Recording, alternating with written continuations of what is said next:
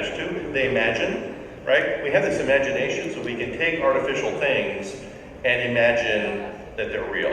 And so that's part of the whole thing, right? And you know it's not real, but at the same time, you can pretend and you suspend disbelief, and that works.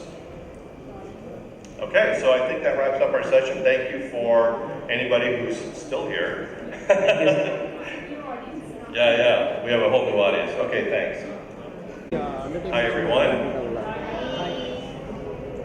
So welcome to the Harnessing the Power of Digital Games to Unify Social and Emotional Learning with Math and Science, or as we like to say, STEM plus SEL. So that's really where we are right now. We're going to get going. So this session is very focused on STEM games, social emotional learning games, and how and why we would try to combine those together into a single experience. And so what we're covering here, the premise as we come in, is that the human brain is rational, but it's also social and emotional. And we have STEM games that teach rational skills, and we have social emotional games that teach social and emotional skills. So can we go more? Can we go deeper? Can we evolve this so that we have a deeper, more complicated, richer game experiences that encompasses the entirety of the human brain, right? So here we're going to talk about, let's discuss why and when you would choose to put things together or keep them separate, and share our experiences in this in trying to do these things, and think about why, what went wrong when we tried to do this, what went right, and go forward. So on our panel today, I'm going to ask everyone to sort of introduce themselves. I'll start off. I'm Chris Wambach-Kroll. I'm a longtime game designer and game developer, and I work now with educators to build immersive, engaging, educational gamified experiences. So that's who I am. Go ahead.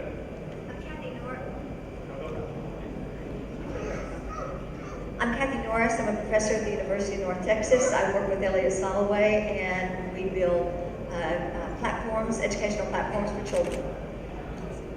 I'm Elliot Soloway, University of Michigan. I work for her.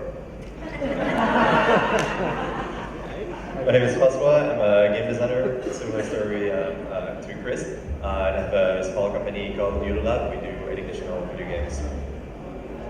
I'm Matt Farmer. I'm an assistant professor in the University of Northern Colorado, and I play games. You do? I do. I'm doing it. It's here. It's happening. And he writes books about that stuff too. Hi, I'm Sabina. I have a company called Calistro, and we've been creating games mapped to the Indian curriculum for the past 7 years. Okay, so that's who we are. Let's go on to the next section here. And oh yeah, can we start the clock rolling? So, because otherwise we'll be talking until the sun goes down and comes up again. All right. So there's a basic premise really underlying almost this whole conference, which is why are games in education? Like, why are we even having this conversation? And so Elliot and Kathy have a few slides to start the conversation going on that.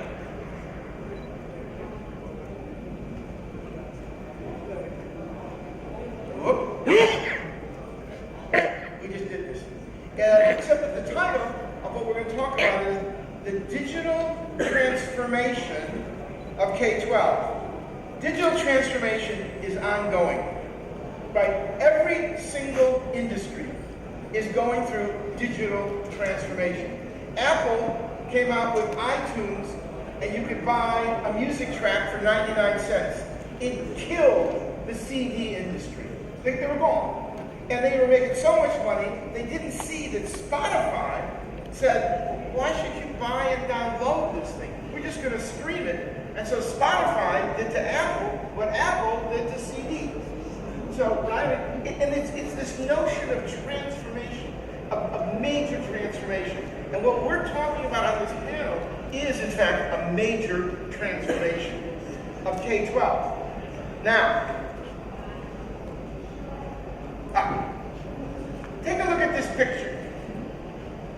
Take a good look. Would you put your child in this school? This school has those children sitting in those booths, those cubicles, 2/3 of the school day. There are 250 children in the room, 4 teachers. The delivery of the curriculum, the mastery, when they talk like this, is that. It used to be that the scores, test scores would go up. But after a few years, they're finding that the kids, they don't want to be there. The test scores are not going up. They call it personalized learning. We call it personalized instruction. It's not personalized learning. That's why we need what this panel is about. Exactly, and if anyone needs STEM or SEL, it is the students in those cubicles. What you're seeing now is one of the games that is most often played in schools in the U.S., and it's called Kahoot. Oh, and you know Kahoot. Ah, exactly. So Kahoot is nothing but a Jeopardy-like game. And why do they use that? Is it STEM? Is it SEL? No, it is neither. It is used to occupy time because students have technology in the schools and many of the teachers do not know how to use it well, so they allow the children to play Kahoot. We asked a teacher, how many hours a day can you play Kahoot? And the response was, 8? That's a little frightening. This is the whole point. In 2006, that's the date, Elliot and I gave a talk on this very topic. At the time, teachers were being told to integrate technology into their curriculum. And what we found from being in the schools is that schools don't want technology. They want curriculum that has technology embedded in it. So it is not their responsibility to try and figure out how to use the technology. And now what we need more than ever is curriculum that has not only technology embedded, but SEL and STEM.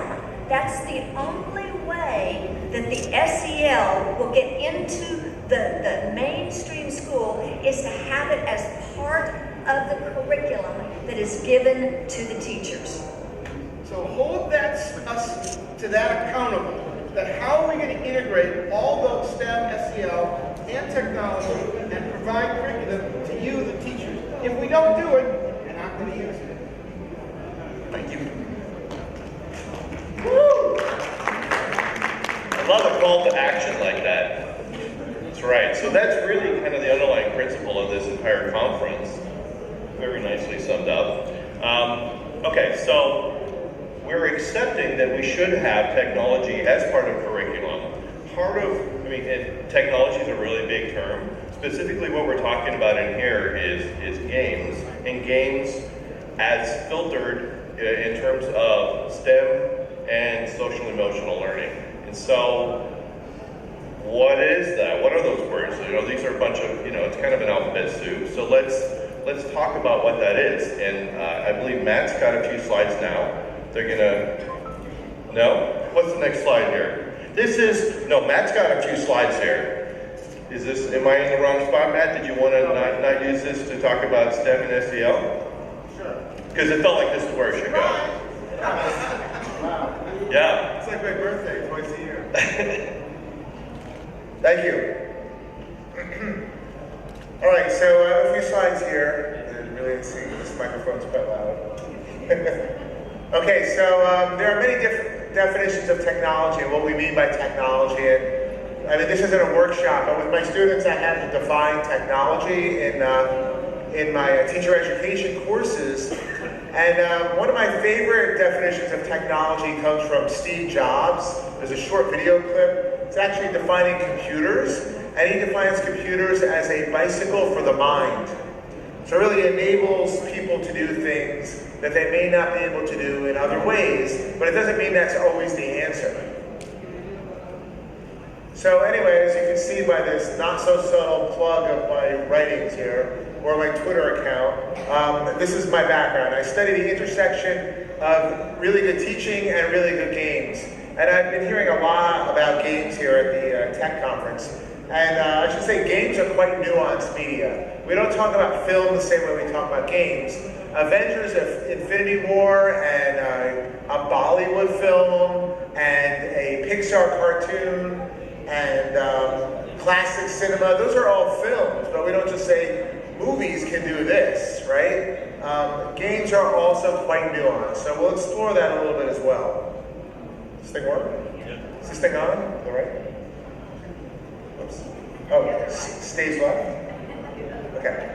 Anyway, I've been doing some work also writing and exploring these notions here. This is a paper I co-authored with Karen Schreier, and we're still doing some work on empathy and digital games. And a few things on this. Really good digital games have player agency. And player agency, because you can control the experience, can lead to a specific array of emotions that you don't seem to get in other forms of media. For example, in film, and television, we maintain a parasocial connection with the on-screen character. We may root for them, cheer them on, feel for them, because empathy is feeling how someone else feels. In other media, such as literary fiction, there's research on theory of mind, how you can hear the monologue of the author, the narrator, and that does imbue some amount of empathy on readers. In video games, you control the experience.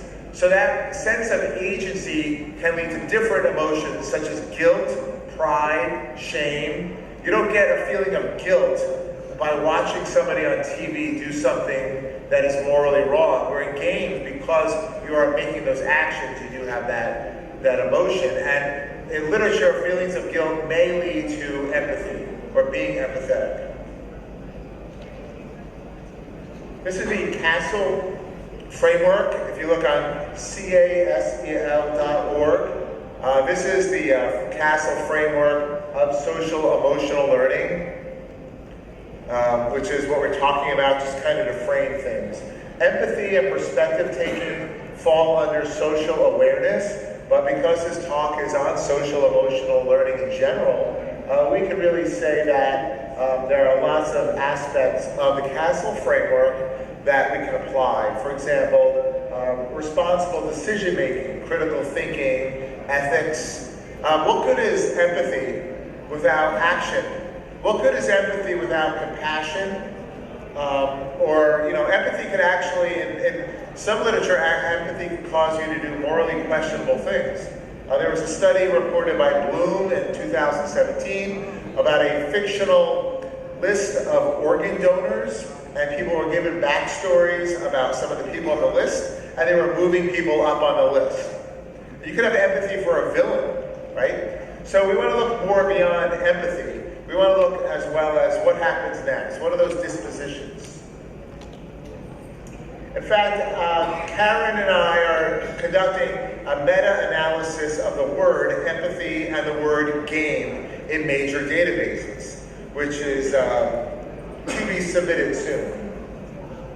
Anyway, we have cognitive empathy and affective empathy. And empathy really involves a couple of things in psychology literature. I'm not a psychologist, just saying. But it involves episodic thinking and imagination. So when you play a video game or you're in VR and you're all of a sudden in a refugee camp, that does not mean that you have empathy because you're taking on that role. Empathy is feeling how somebody else feels. In video games, you may have empathy for the non-playable character that goes with you on this journey, the AI on the screen. And if that AI sacrifices something for you and dies in the game so you can proceed in your journey, you might have more empathy for that character. Cognitive empathy and affective empathy, which is thinking about empathy cognitively, and your emotional empathy, they are difficult to disentangle, which is also a quote from literature. And there are also different types of empathy. This is also used too broadly. Historical empathy, feeling how people felt in the past, that's not the same as, I designed this clicker, so I want to think about the end user's empathy experience, right? That's different than cultural empathy or global empathy. So we have to be careful of broad strokes with games as well as what empathy is. So with that in mind, I look at something called contextual transposition. In my study of teachers, I'm studying the global Minecraft mentor community currently, as well as teachers that use games really well. And I find they're quite similar to jazz musicians. They're a little, they mastered scales, they mastered a bit of the music, and now they want to, they want to improvise, right? And those are the teachers that tend to use games and more open-ended projects in classrooms. That's where contextual transposition, is a term from Dr. Chris Haskell, comes from. Here's an example. This is Kerbal Space Program. And actually, if you go to the, I don't work for teacher gaming, but they have it on the teacher gaming platform out in the hall there. So it's a rocket kit. It's for STEM learning. You build a rocket kit, and you got to get these little Kerbals into space. That's the goal of the game, right? But what happens when you get this game in the hands of a really good teacher like Chris Haskell is this. He takes a screen and puts it in the middle of the classroom. Then half the class plays as the United States, and the other class plays as the Soviet Union. Students are given different roles, like the rocket launcher, the media, spies, the government, and they have to see who can get the rocket to the moon in the first place. So they're developing a sense of historical empathy. Remember, it's not just all the same empathy, right? Historical empathy through using a STEM video game. And my last slide here is a viral article I've been reading about on my social media bubble. And this is super important. We need kids to play more games. And we also need to be careful about loaded words, like games. If I say, how many of you play games? By show of hands. Okay, so if your hands aren't up, you still play games. I bet if I confiscated your phones, I would see games on those phones. You know who you are, right? But self-identifying as a gamer, writer, science, STEM, coding, those are loaded words. But we need to encourage more children to play games. If we want more girls in STEM fields, this is literature from 3 weeks ago about girls, this is from the University of Surrey in the UK, that girls who play video games are 3 times more likely to study STEM.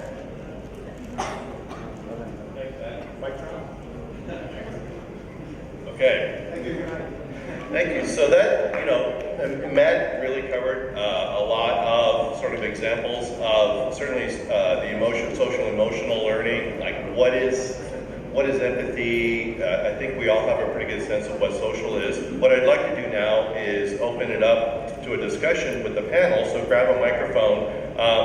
The questions that we want to discuss are like further thoughts on what is STEM and what is SEL and how are they different from each other. Yeah. I can certainly talk about the way that my company and myself define STEM games. So I'm definitely not on the SEL side of things, I'm more on the STEM side of things, especially the M part of STEM, so mathematics.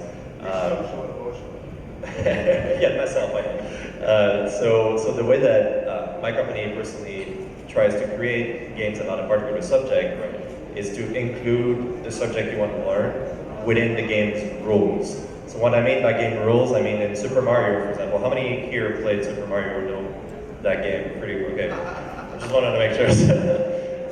So in that game, the rules of the game are about jumping and at some point growing. Then when you're big, you can destroy bricks. Right? There's a bunch of rules in that game that you learn just by playing. Right? And so I think Super Mario is a perfect example of an educational game about the rules of Super Mario, right?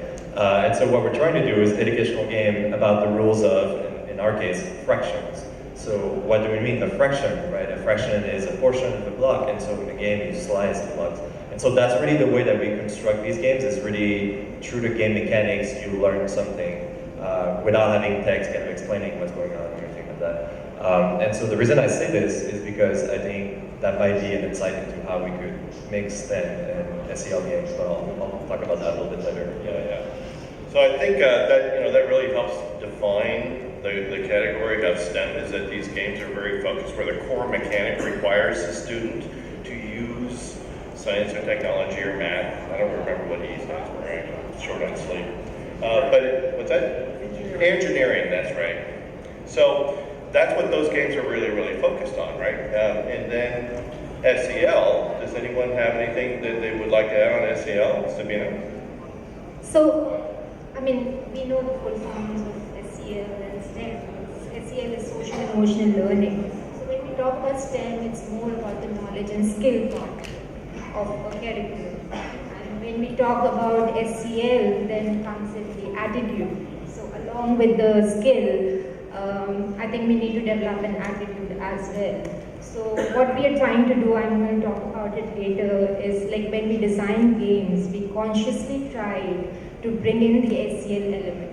And especially when you're doing games, there's typically a story going around a particular game or a particular concept. So it's easy to actually, if you put in a little thought, it's actually easy to put in the SEL element into a STEM game also. So there's an example of that, actually, building off of what you're saying. And it's a study by Val Shu from Florida State, and Key, and I forgot the other one. Anyway, He's not here. Okay. Yeah. Good point. So anyway, her study had to do with the game Portal 2, which is a physics game, but not really. It's wrapped in story, and in the game Portal 2, which I still remember winning the entire game, I'm really excited. You get a gun called a portal gun. Has anybody here played Portal 2? Anybody? Okay, cool. All right, we'll talk later.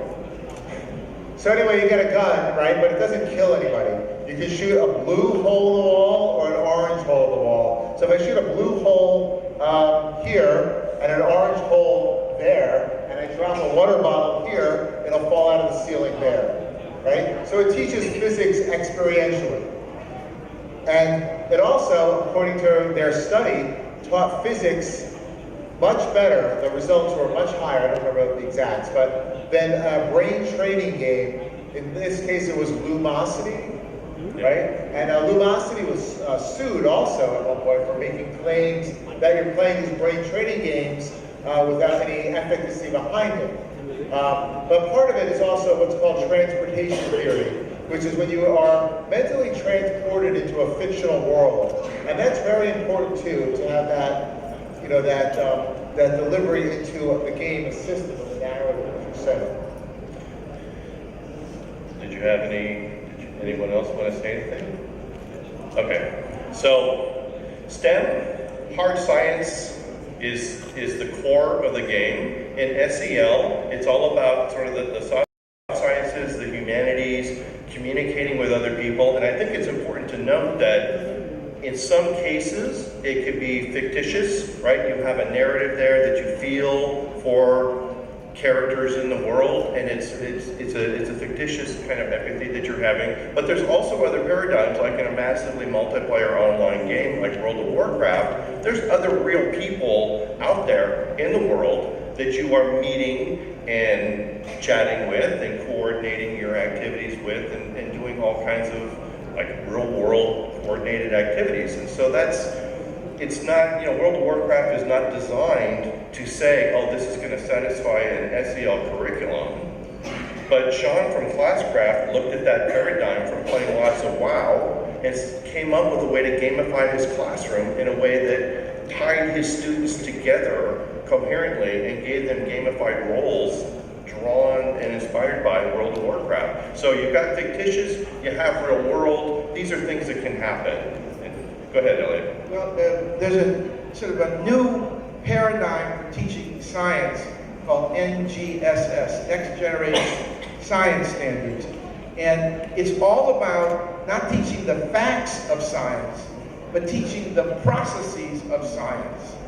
And in this, the kinds of games that Chris is talking about, where you're working to do something, which is more project-oriented, that getting across these notions of collecting data, of what is evidence, how do you use evidence, those kinds of practices of science can be involved in those kinds of multiplayer games.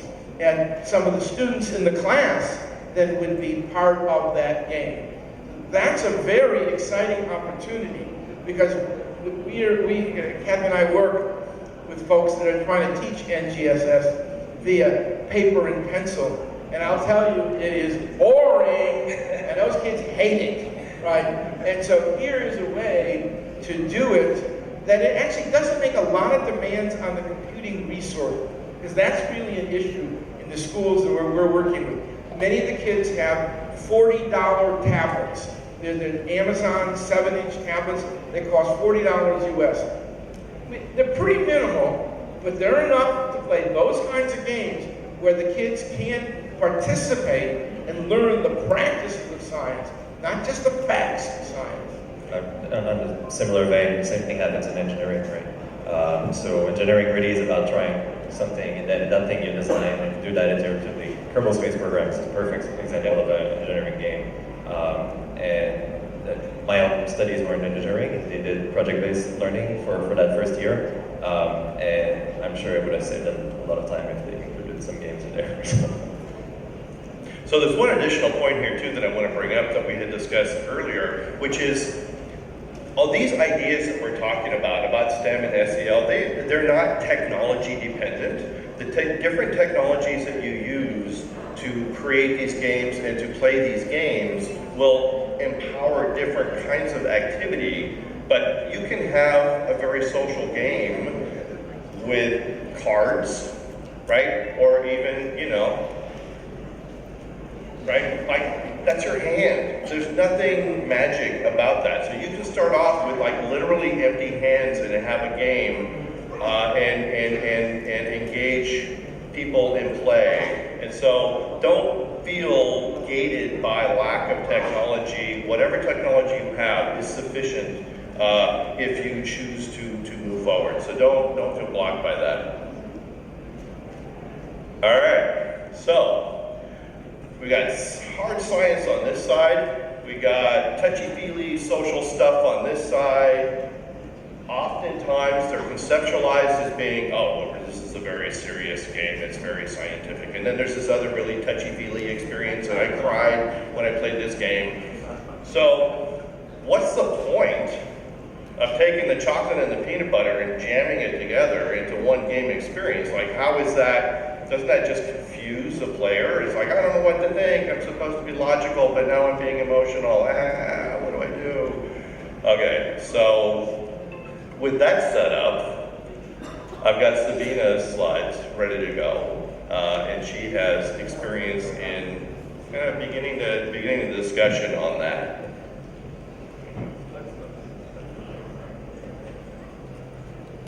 So just to answer the question that Chris put up, I mean, we don't live our life in compartments. If we have a problem, we don't say it's a maths problem or physics problem. Suppose you have an electrical fire in the house, so you would apply science to extinguish that fire. You would apply your social emotional skills to save your pet, your child, your parents, your house. So then why should learning be in compartments? I mean, it should be blended so that it's more holistic and more real in nature. So I've already talked about like what we do. So we have created around 400 games which are mapped to maths and EBS, mapped to the Indian curriculum. And the conscious decision has been to integrate the SCL into these science and maths games. When we talk about SCL, there are actually two aspects to it. One is the actual content part, like creating the content which has elements of SCL blended into it. And it's also the implementation. So when you take games to schools, Typically, it's very rare that there would be individualized learning, especially in the Indian context, and there would be a lot of group learning that happens. And there's a huge chunk of focus on SCL skills when you actually talk about group learning. So I'm going to show 2 videos which are just evidences of what I'm talking about. The first one is about a classroom scenario. That was the first day when they were introduced to our games. Children were not comfortable with computers. They had never seen our games. You'll see the video and you see there's no teacher, there's no adult, how they manage among themselves, how they help each other, which is a good evidence of how SCL was built in. So you'll notice this young child, he acts as a leader and tries to bring in some decorum in the class. So what you see is they learn to manage their time, they learn to take turns, they learn to be patient with each other. One of them becomes a leader in most of the cases. They help each other. Those who are not very good with concepts, they are being helped by their peers. So that's a very, very good way of building these skills. And this one is actually the evidence of a game where we are trying to have hardcore math concepts, and how this one talks about keeping the city clean and beautifying it. So just because of paucity of time, it's been converted into a video, but it's actually a game. So this is actually talking about geometry and the inspiration.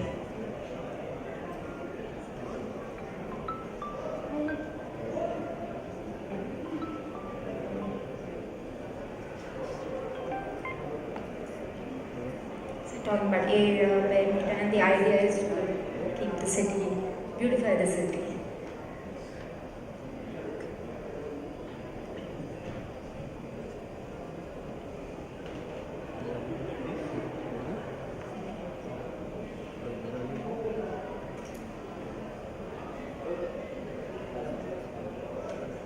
This is another game, this is on data handling, where we are talking about how tigers are becoming extinct and the need for saving tigers. We talk about the tiger reserves that are in India, and we build in different concepts of how much budget needs to be allocated. So apart from data handling, we are also providing the infraction skills in this, about money management, apart from SCL.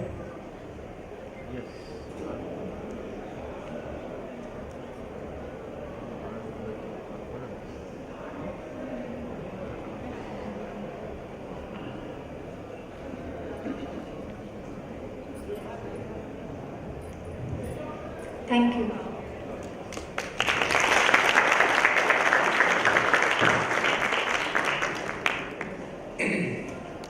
Well, I think that's a pretty eloquent answer to the question of whether we should combine these things two together, right? Because technology doesn't exist for itself. It exists as a tool for us to use for purposes. And our purposes are often directed by our social emotional goals for saving the tiger or these other kinds of things. And there's definitely hard science behind those kinds of goals. But there's also a sense of contribution and progress and being part of society that's a big part of that. So let's go back to this then again and open it up or have a panel discussion to talk about putting these together. Anyone have an opinion on this? Well, we've been working in 2nd grade and 3rd grade, 4th grade in Dallas, Texas, and actually, we should talk about this, kids and their collaboration. Okay, we find that the kids don't know how to collaborate. When we get them to work together, they talk at each other. They don't work together. They don't know how to collaborate. And we think it's just kind of, well, just work together, just work together. No, they don't know what that even means. And when they're out in the playground, they might be able to collaborate, but when they're doing work like calculate perimeter or something like that, they have no idea. And it actually was very disconcerting to us, thinking, well, somebody's got to teach these kids how to talk to each other. Just talk to each other. And you think maybe they would get it at home, maybe they would get it at school. They're not getting it. And so how are we going to help kids learn? And this is not an isolated case. These are schools that are 99% free. These are poor kids. They come to school at 7 o'clock in the morning, they get a carton of milk and they get a sandwich, that's breakfast. Then they have lunch at school, so at least they have 2 meals. So, I mean, and I'm sure in India we have the same sorts of problems. But how are you going to get these children to learn how to collaborate? To add to that point, when we try our games in schools, right, the main thing that I keep saying is mostly competition between the kids rather than collaboration, right? So they're really happy to talk to each other, to tell them they're better than the other one, right? Like that's something they want to do. And so I don't know yet how we could account for that in terms of the game design in order to encourage more collaboration, right? Like we can think of different ways to reward that. We can think of an MMO that can help somehow doing this, but this is very much an open question for me, is how could we kind of move to the next step of how we use these games, how kids use these games in a way that's probably more empathic, right? Than absolutely. I'm a former classroom teacher, but I was a history teacher, not a science, technology, engineering, or math teacher. Full disclosure. But I would have my students play single-player games together because they would have that, not just the collaboration, but what's missing, I feel, in the conversation, often in games, is what's known as the meta game, which is the conversation that goes around the game. This is what we see gamers do. They go on wikis, they go on Twitch and YouTube, and watch streaming. They talk about games, and what the experience is like, and that is actually known as reflective practice. So it's not just the screen transmitting information at the student. It's also not just games because games are engaging. I hear that a lot too. Or flow, like flow theory, when you are at your optimal challenge. Well, you know what is a flow theory if you read Mahai Csikszentmihalyi, I think I pronounced right. Thank you. Right? Is yoga. Gardening is flow theory. When I walk my dog, I think of all sorts of creative things. I'm in a state of flow. I'm not getting badges. I got 3 stars for walking my dog. My son plays Minecraft like a lot of kids do, right? And he just loves it. He's in a state of flow. He's not getting badges every time he builds something. And you know what happened around the metagame? He watches YouTube videos, he develops his vocabulary around that. He understands how electronics work because he's used Redstone, which is like electronic circuit blocks. And on his birthday, the school where he goes, every kid gets a free book on their birthday. The book he got was on perimeter and area because he wanted to learn the mathematics behind it. Very unusual son. We have a very unusual house. That I can believe. It's a Cambridge household. There was a couple of points here. Number one, Anantha, on the keynote address, dropped the mic when he said, our schools are creating predators and they should be creating nurturers. And I think that that's a big part of why we would want to combine these things together, because the social emotional side of things gives us empathy and allows us to not try to get ahead by reaching up and pulling other people down, but by collaborating and moving forward. All of us adults in the world work using STEM ideas, but we're doing it as part of a team. Almost nobody is sitting by themselves doing their own little thing. We're all working with other people.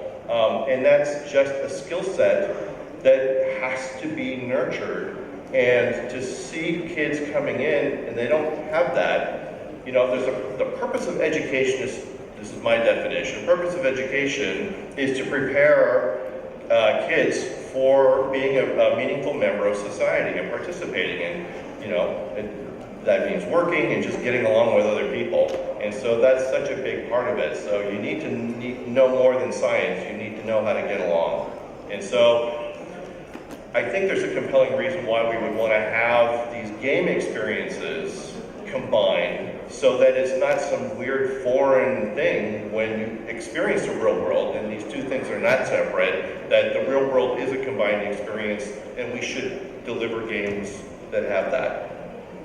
That's not about a good wrap up of where we are at this. Okay, we got a few phases in this discussion, so we'll move on to the next one. All right, so we've seen some examples of what people have been putting together. We all have experience making games and making experiences and watching kids. So we thought we would just kind of have a more open panel discussion right now about our experiences, best practices. So some of it is already bubbled up.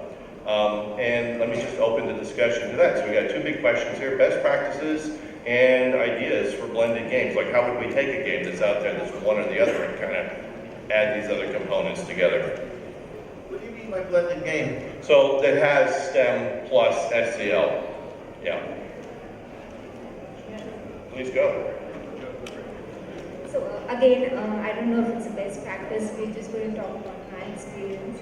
So in India, when we talk about science for lower grades, we have environmental science, which as a curriculum itself focuses a lot on social emotional learning. Like there are topics on water conservation, water pollution, air pollution, using renewable energy, then protecting animals, plants, and the world around us. So that's easy to do.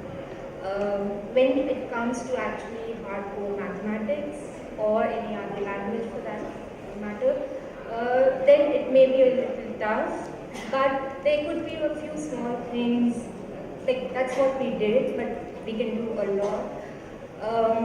We can try and break gender stereotypes, right? Like if we create a storyboard, we have a game on math, data handling, where we have to sort letters and create a table out of it. So we're showing the postmaster there, but it's a female postmaster. So typically when you talk about a postmaster, only a man will come into your mind. So we consciously try to break that stereotype and created that character. Then another example is like we talk about family in EVS. So there's a child who's talking about his parents, grandparents, sibling. And there we say that my mother is an electrician and my father is a teacher. And my father takes me to school every day. So that's another way of breaking the standards or the stereotypes. Apart from that, like the games that I showed, like we can talk about protecting the world around us, and there could be several games that can be built around it. Building empathy, having characters which have different abilities. I mean, they could be a paraplegic character doing something. Why have like characters having more features? So those are some of the things that we can take care of. Francois, let me just jump in here real quick. So I think that you bring up a really interesting notion here that social doesn't just mean interplay between people, it's society, and you have these social constructs of these stereotypes of like, oh, this role is always male or this role is always female. And so this is something that's literally free to do when you're designing games and you're putting these things together. Just be conscious of these assumptions that you have, and as a student encounters that and says, wow, that's different from what my expectation was. Now that's been broken a little bit and they've opened up their mind a little bit, and it's just there in the game experience, and it was just as easy for the game developer to do it one way or the other. So that's a real easy way to be socially aware and make the game a little more SCL. Go ahead, Francois. Sorry. No worries. And actually, like, to also piggyback on what you just said, my initial kind of reaction to how we could blend STEM and SEL is that the way that we do STEM is mostly on the game mechanic side of things, right? What you actually do in the game. But we also have a story in our games, right? We have a story of a little mammoth that wants to cross the screen because he heard at some point, like maybe a female mammoth, you're not quite sure, maybe a baby mammoth, and he just wants to investigate it. So we have all of that blended within the game right now, right? And we do that for just holding the interest, and you want to know as a player what's going on with that little mammoth. But that story could very well be designed for another type of impact, and it wasn't done that way, right? Like it was just done to hold the interest, but it could very much be also integrating ideas on how to build empathy, or best practices that you talked about a little bit earlier about some games that had a storyline that really brought something to the players, right? And so that was my initial kind of reaction to how we could blend the two. We also touched on something just before, which is how players use the game, and that I have no idea how to actually fix, right? But there's probably something to do there as well, so if you guys have ideas in this. And to circle back on a lot of this, another missing piece that I always like to emphasize lately a lot is this idea of children making games. This goes back to Seymour Papert and his work on constructionism. If a child is making a math game or a science game, but in particular, Papert wrote about math games, the act of constructing a personally meaningful artifact, if it's digital or tangible. This is a quote from Yasmin Kafai, who was just at lunch with us. I don't know where she is now, but she has a really good book on this called Connected Gaming. And the idea is you play a game, and then you have an opportunity to reflect and then make a game. Now, we see this all over. This is Minecraft, survival mode, creative mode. Scratch, coding is like this too. You can play and then you can make. And this piece I see in the intersection of really good teaching, where if it's not there up front in a game or platform where there's like a level editor to add to it, you can just do it yourself. You can take index cards and Sharpies or Post-its, Children want to make games of all ages once they play a game. It doesn't have to be a finished game. And that is where the learning happens. That's how we learn through projects. That's where it goes from game-based learning to project-based learning. That's where deeper learning exists. Elliot and I had an experience when we were working with undergraduate students, and what I noticed was the difference in the types of games that the male and the female students wanted to create. The males tended to want to do things like the, what was the name of the game? The math, it was Math Blasters, where they were shooting the answers out of the sky when they were solving mathematical problems. When the females were designing games for mobile devices, and they wanted a game like that where the answer was a mathematical answer was you had to find it someplace. They chose the name Bubble. It was like Bubble Blaster, where all they would do is burst a bubble with a pen, as opposed to using a gun. They were opposed to the violence of the gun and preferred just to burst a bubble to come up with the answer. There's a book about this, actually, I forgot the full name, it has to do with Atari. It's from MIT Press, and it's a whole history of games, and actually some of it is rooted in culture of, the boy will grow up and defend the house. And we saw lots of games like that, Galaga, Space Invaders, Missile Command, until Pac-Man. Pac-Man was the game that really brought more females into gaming, right? And then it just pushed the other way. We see this a lot, like in the 1990s, Myst is a game where you can just point around the screen, and then Doom came out at the same time, where you're just shooting in hallways, and that really took over the conversation. There's lots of games out there. We talk about Fortnite a lot. I can't get my son to play Fortnite. I've asked him. He wants to play Minecraft, right? Which is another gender-neutral game. I think there's a lot of interesting experiences out there, both culturally and as you were saying, students decide or self-select what to make. Do we know of a good game that actually blends STEM and SEL right now, or because I'm trying to come up with examples. Yeah. So there's something that was occurring to me. I'm going to try and go back up here to where we saw Kerbal Space Program right here. But that's because of the way we integrate it in the classroom. Right? So so Kerbal is really a very hard science STEMmy kind of a game. But then they did this fun little SEL side of things. They have the actual Kerbals themselves are these goofy little creatures that you're trying to put into space.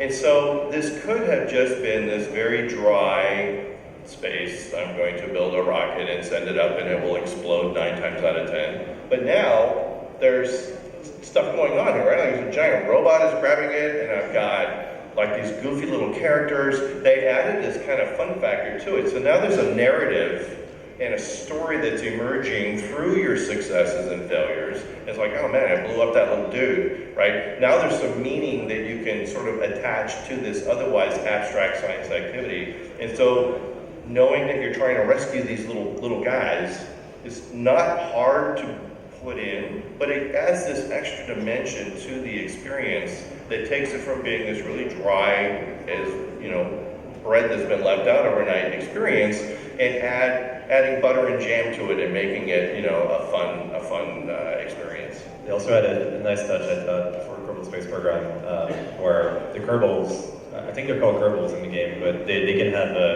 properties, right? And one of the properties sometimes is just panic in space, or not really easy being in space. And that's the whole point of the game, and so it just feels kind of, they want to get going, but then they have also reactions to different situations they can be in, right? And I don't know, I felt guilty about sending a Kerbal in space that didn't want to be there, so thought it was interesting. Can I ask a question of the designers? We're working in schools and they play games. There's one called iStation. I don't know if you know the game. And the kids love it. They just love it. And what we've seen is when the kids are challenged with a problem, they don't want to do that problem, they'll play iStation. And it's very comforting. A mathematical problem they don't want to deal with. They don't want to deal with it. We play iStation, we play iStation. And so there's something about that game that really just, it makes it feel good. So as you guys as designers, how hard is it to get the SEL into a game? And something that would challenge these children, because all they do is they play it over and over and over and over again. Yeah, so that has been a constant challenge because you have to really balance the learning part of it and the gamification part of it. If you make a game too simple and add too much of learning element into it, then kids just shun it away. And if you add too much gaming element, then teachers would call it tacky. So that's a fine balance that you have to find. And as you go higher up on the grades, challenge becomes more. And actually what we did, like you were talking about war games and all, so you can see a trajectory. As we started creating games for grades 7 and 8, we actually started introducing games where you have to shoot a missile or create a plane and shoot down enemy tanks and all, because we wanted to bring in that engagement. And we knew kids of that age will not be too excited about cleaning up cities and saving tigers. So I think you bring up a really good point here, which is it's not about the games, it's not about the students, it's about the teacher's attitude towards having these kinds of things, right? When you have a great work of literature or a wonderful award-winning movie, you don't discount it because it has all this emotional stuff. That's kind of the value proposition there. Or if you have a wonderful documentary that shows some human condition, but it's also really like, it's very factual and it's doing these things, right? It's blending kind of the factual with the social emotional. So teachers, please carry the message out into the school systems that this is a good thing when a game experience has this going on. If you see your students engaging in an emotional way, that's good. if they're talking about the experience afterwards and they're sharing their knowledge and they're sharing all those other kinds of things, that's what you want to have happen, not have them be traumatized by the learning experience and just go sit silently in a corner after you're done injecting them with teaching. Go ahead, Matt. So one of the things I'd like to talk about before it slips my mind is that part of the CASTLE framework, social emotional learning, is this notion of being ethical decision makers, right? And if we look where we have Silicon Valley in the United States right now, there's talk about ethics because let's make another app, let's make another app. This will do this will be the Uber of this, the Netflix of this, without any thought about consequences. I listened to an interesting talk by an author, Stephen Johnson, recently, and he talked about something called a pre-mortem, which is a thought experiment, and it's a terrific thing to do with students. And it actually doesn't even involve a game, right? So a post-mortem, which is Latin for after death, that's what you do after you have technology, you produce a Pixar cartoon, you do some sort of event like the Tech 2018 conference, and we talk about what went right, what went wrong, how can we iterate and improve next year. A pre-mortem, this comes from medicine. So a doctor might look at a patient like Chris over here and say, well, what's the worst thing that could happen to Chris if he keeps eating like all this Indian food, right? What's the worst that could happen? Let's work our way backwards, right? What if Facebook started by saying, what would happen in 10 years? What's the worst thing that will happen? Oh, I don't know, maybe Russians might try to hack our elections, allegedly, right?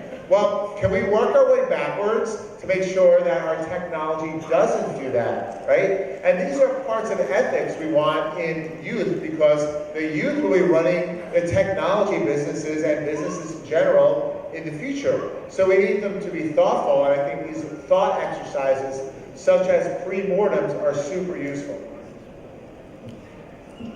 Okay, well, we are at the point where we should be shifting over to Q&A. We've talked a lot ourselves. Okay, so let's go here. All right, Q&A. Do we have someone who's going to walk around with a microphone? Okay. No, we got the mic coming. Instead of the cube, we can just throw them. Yeah. So, okay, please pay attention to the best practices. So have your question ready to go and make it. Just ask the question, please, and then speak clearly because everyone else needs to hear your question too. So you got the mic, go ahead. Yeah, so I'm struggling with one aspect here. STEM curriculum in general is well thought out, right? People have worked for centuries, put some structure together, they're there in textbooks, and teachers can pick those textbooks and teach. And then you translate that into technology. An app or a game. Arguably, it's relatively easier to translate. But when you're talking about social, emotional, economic, whatever, that learning, it's first of all, we ourselves don't have a good grasp of it. The moment you try to translate that into a game or technology, the bias that you are carrying as an individual who is designing the game will most likely creep into it. Right? Let's say an American designed it and launch that in India, that will have that Netflix effect of all American content kind of reaching every part of India and creating unknown side effects, right? So that the individual biases we carry, because there is no pedagogy, there is no structured thinking, then creep into games, etc.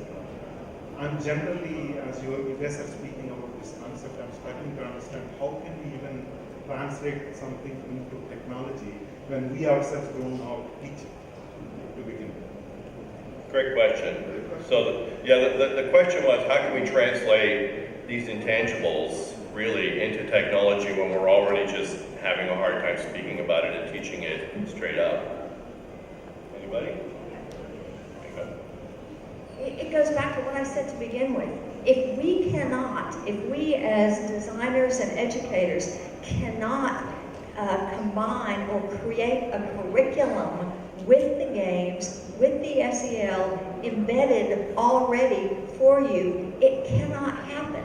The expectation cannot be that you, as a teacher, will design the game and the SEL and the STEM all together. That's not your job description. It's up to the educational community and the game designers to do that for you, to provide you with the tools that you need to be able to do those things. It's unrealistic. Yeah, I'll just add, technology is actually not the end here. It's just a means to bring a standard way of teaching and learning across a wide scale. So it's not right to say that there's no pedagogy involved with it. It actually starts with that. You start with a curriculum, you start with a certain pedagogy, you engage with the experts in that field. And then you just bring in the story element, which you would do in a textbook also. So when you write a textbook, that also is written by certain educators and graphic designers and writers and whatnot. So yeah, as you mentioned, biases can creep in, but just the way you need to take care when you write a textbook, you need to do the same for games as well. And maybe to add to that, there is a potential for games to offer more on the side of SEL, but it's very much important to think about it, right? So I agree with you, it's going to be hard to define initially, right? But I think as we have more examples of games that sometimes succeed in most countries of the world, for example, right? Like we can then study that. So having a conversation early, I think, will be useful. I agree, though, it's going to be a long journey and a challenge. I don't even think we're there yet for STEM games in general. So SEL games will be, it probably take twice as long to do, correct? So, just real quick, the digital games were invented by engineers. So the trend towards STEM was like built in from the beginning. But if you take a look back all the way at the beginning with Pac-Man, Pac-Man is not just a dot moving around hitting other dots. It's like a little guy, and there's ghosts, and there's food, right? So there's like stuff going on there in terms of storytelling that's happening there. It's really super basic, but there's a reason why, even at that early level where it's just pure technology, you still have a level of this sort of storytelling kinds of humanizing it and putting it in some sort of context. So, he's got the mic, so he gets to talk. Yeah. Thank you. Yeah. For me, it's not a question of discussion that STEM and social emotional learning, they should go together. And it's like this division between social sciences and hard sciences. Usually it sounds really artificial. Like if you want to know science deep enough, you should go into philosophy. So why do we keep using a tool abbreviature STEM? Maybe we should just abandon it. Why do we need it at all? What's your position there? Well, I think the exciting thing about STEM, and it was really starting to take hold, and I remember going with my middle school at the time because we were taking out the old shop lab, wood shop, and turning it into a STEM lab. It's crazy, right? So, the whole concept is supposed to be interdisciplinary, cross-disciplinary. So you're not just teaching math not connected to anything, or science not connected to anything. Sometimes we see, STEM delivered like recipes, like do all these things and this is the outcome. It's not open-ended enough. I like STEAM, where there's the art aspect to it. I'm not as much a proponent of just saying multimodal. I like the idea that it's interest-powered and children bring their own interests, that they self-select themselves as an artist or as a scientist or a mathematician. They bring their own set of skills to that. Okay, so I think really, but the question I think was like, why should we have these things as separate things? Why don't we just abolish it and just say, oh, there's this whole big experience? And you use the word recipe, right? So if I'm planning a dinner party, that's great, that's like this big thing, but there's a portion of that where I want a recipe so I can prepare a dish, and that's very STEMmy, right? Like it's very straightforward. So if I'm talking about making a thing and baking something, I want that recipe, I want it really STEMmy. And then there's other parts where I have this bigger bigger thing, and depending on what we're talking about, I think there's a value to having it just be this focused, tightly focused thing, and then there's another value to have this broader experience, this richer. Well, when we talk about games, we talk about why. Like, why are we using games? We're using games because games are systems, and we learn games. We learn how those systems interconnect and how those interconnections have other interconnections and so on, right? So I think to continue with the food analogy, let's think about cooking and not baking, right? So in baking, you have to put on all the ingredients and know them in advance so the bread rises, right? But in cooking, you're making a soup, you could add a little more salt, pepper, you know, you can hack and mod the system, right? So I think that's important too. You don't want to give a child, you know, a blank slate, right? It's too intimidating. Yeah. Everything in it, I mean, there's a place for all these different pieces. We've got room for like 2 more questions. I'm sorry, but we're kind of at the end of the hour. Go ahead. Okay. My name is Venkat. I'm from Foundation, Kolanadi Foundation. I've done my dissertation PhD in computer science, a topic called learning by doing. So currently we are working in using virtual reality to teach mathematics and physics to kids. Like the kids will build the world, and while building, they have to learn the concept of mathematics and physics. It's quite a niche stage, but still we find encouraging results. This question is especially to the SEL team. Now, for example, in this context, the project has elements of STEM. How do we bring the elements of SEL to this? I saw some of the demo that you showed now, which is good. But when they are going to build the world, that itself is quite complex for the cognitive ability the kid has.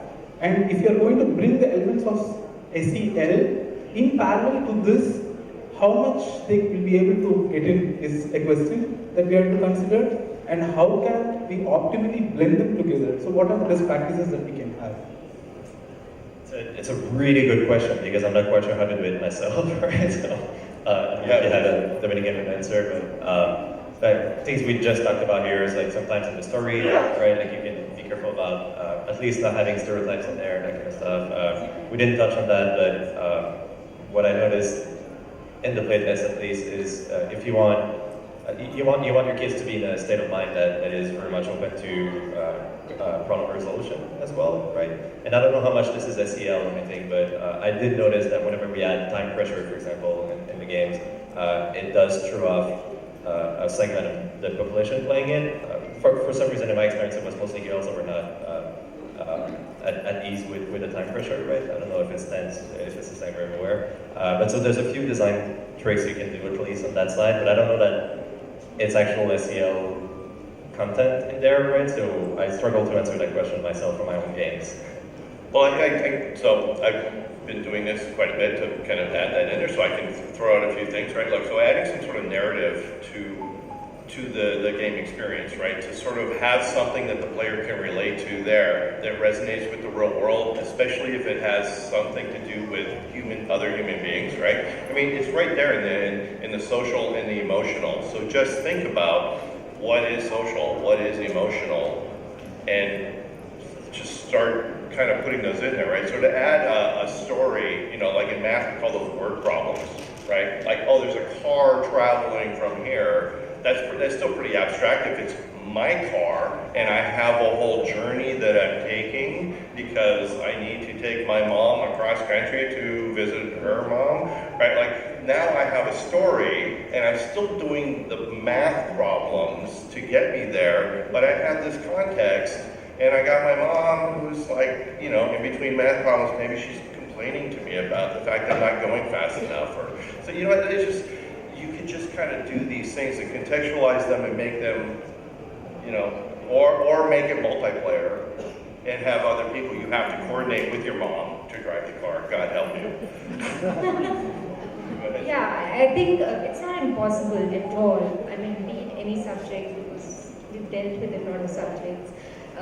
So it depends on the kind of content that you have, but you can build in elements like what they've mentioned.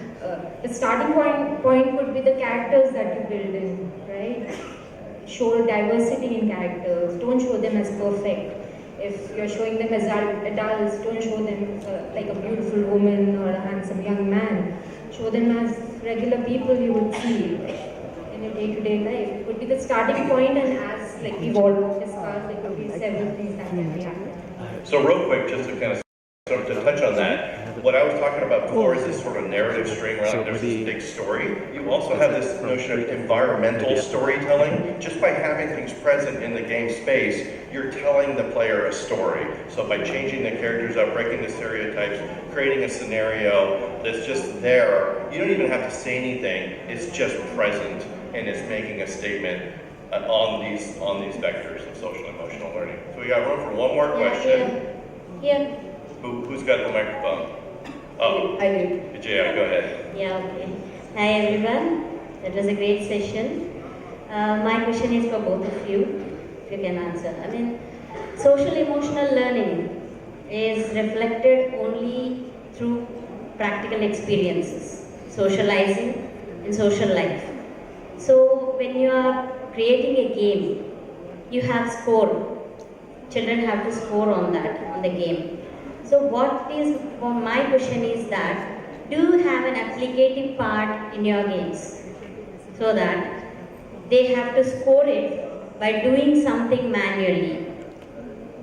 And if they have to upload the photograph or video, whatever they have done. For example, whatever you have said in the city, what's that game? Smart City? City Corporation, okay. So in that City Corporation, if they are playing the game, do you apply something manual work, manual assignments like things, that you plant a tree, you just go and see how it grows and just put it, upload the things. If you can combine blending of a manual as well as the gaming into, social emotional learning will be more easy in my opinion. That's a brilliant idea. Thank you. Unfortunately, we don't have it, but yeah, I mean, that's something that we can actually think when we design new games, and what you said, like you get additional 50 points or 100 points. And so to add to it, the other aspect is that you create leaderboards and other things. So you compare yourself with other children and see how they are doing. And there we could add skill parameters, the SEL parameters as well, which children compare and see where they stand. Do you have some games like that by now? Nothing which have what you're suggesting, like upload something and do something physically, and then we add it in our game, and so we don't have it unfortunately, but I will keep it in mind. I hope we will have it next deck. But thank you. So it's I think there's a need to be able to go out and research, just look for SEL games and see what's out there and draw inspiration from those things. Okay, so I just want to say our time is done officially. There are other sessions starting in the Coral with the breakout sessions going over there. They're going to be starting up now. So if you have another session that you want to go to, please feel free. There's no obligation for you to stay, but there are people who have more questions, so we're going to keep doing more Q&A. If that's, are you good with that? Okay, so we're going to keep doing more Q&A, and we'll try to answer some of those. We'll keep that going for a little bit more. Thank you for taking my question. So there are a few SEL competencies. Okay. I'm right here. So there are a few SELs. It's not about the social science. It's not about the tiger story. Even a math problem, the fact that I struggled to do this math problem and I failed, and I kept failing. And then I stopped doing it, versus a few days from now, I failed, and I kept failing until I succeeded.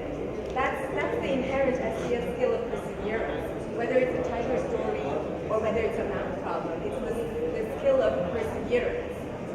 Yeah, I feel like we're conflating the definition of SEL. So that's where how you design the games, how you design the whole environment. It should not cause a sense of failure for the child. It should encourage the child to try again, and also in the kind of setting they are implemented. Right? If they are in a school setting where children are learning in groups, so there they keep trying, they help each other, they ensure that till the time they get the concept right, they keep trying. So those are elements that you built in. SEL is not something that like you can measure by just putting a few questions in a game and measure it, right? It's more qualitative in nature. So, I mean, there could be elements that you build in a game, but then the human intervention doesn't go away when you have to measure it. Well, you know, and I just want to add on to that, right? Like your question touches on the difference between hard science. This is the eternal kind of dynamic between hard science, which is really measurable and objectively measurable, and these soft skill sets, which are very, very difficult to measure. And that, which is, I think, why SEL is just now coming forward as, oh man, they're sort of invisibly lurking there all the time. And it's like, there was a question earlier, it's like, how do we even put these things in when we don't know how to teach about this stuff? And then the question is, well, how do I know that this is I'm effectively teaching it? What are these objective metrics that I could be capturing as part of gameplay that would tell me that we're succeeding at making someone more empathic? That's a heck of a question, right? Like that's hard, and I don't know that you have clear data. You could certainly look at patterns of play and try to reach some sort of educated conclusion, but I don't know what degree of confidence you would have in that. And it's hard. And you know, games are not a silver bullet. They don't exist as like, okay, we don't need the classroom anymore. We're just gonna have a game, right? Like a game is part of the totality of experience. So to have a classroom discussion afterwards, how did that make you feel? You know, like I noticed that you scored a point on this other guy. Like there's that notion of having a conversation, the teacher is still present. There needs to be that human, like humans can assess other humans better than machines can assess humans for this kind of a thing. And that's where we are right now. So, you know, it just needs to be integrated into a bigger pedagogical approach. It's not the everything, it's part of it. But it can be very effective because it's engaging and it will make people jump into it. Yeah. So was there any more? Are we done? All right. Thank you very much. Oh, I'm sorry, we have one more? Okay, and then that's it. Go ahead. I have been waiting for the beginning. My name is, I'm Anis. I'm from Azim Rimzi University, Bangalore. And what's your question, Anthony? My question is, the emotions, the children acquires the emotional development through the human emotions. So what I feel is that if the child acquires emotions from the teacher or the peers, he or she lives. So the machine cannot give the emotional development. That's my thought. And the second thing is that the child is always looking at a 2D screen, an LED screen or VR equipment. So doesn't there any a kind of artificiality that the child knows that the child is not involved in 100%, that the child knows that something is on my face or something is in front of me, it's not reality. So doesn't that matters?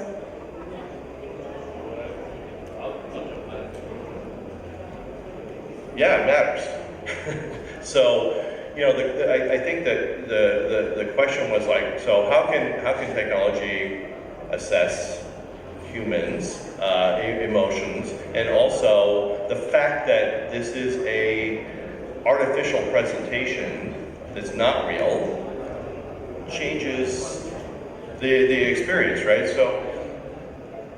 So to answer the first one, generally speaking, so we're breaking new ground by being able to assess emotional content, like emotional player responses.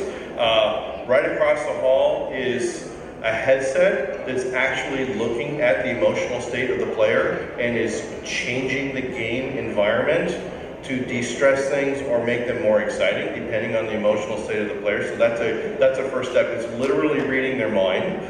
And then with Kai, in the text blocks and in audio inputs that the students are able to do as part of like a journal entry,